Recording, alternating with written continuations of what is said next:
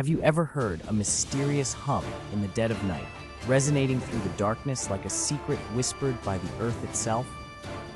Welcome to the baffling enigma of the Taos Hum in New Mexico. In the early 1990s, residents of Taos, a small town nestled in the Sangre de Cristo Mountains, reported hearing a faint, low-frequency sound that seemed to have no discernible source. Described as a persistent, low-pitched noise resembling a distant diesel engine, the Taos Hum perplexed scientists, sparking numerous theories but offering no concrete answers. Some attributed it to physiological conditions, while others considered it a result of industrial activity or even psychological factors.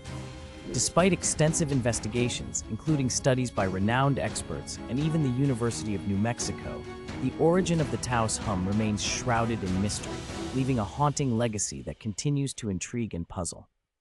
The phenomenon has drawn comparisons to similar unexplained hums reported in different parts of the world, creating a web of intrigue that links the town of Taos to a global symphony of inexplicable sounds. To this day, the Taos Hum stands as a testament to the vast mysteries that still elude our understanding, a reminder that even in our modern age, the Earth retains secrets that defy explanation.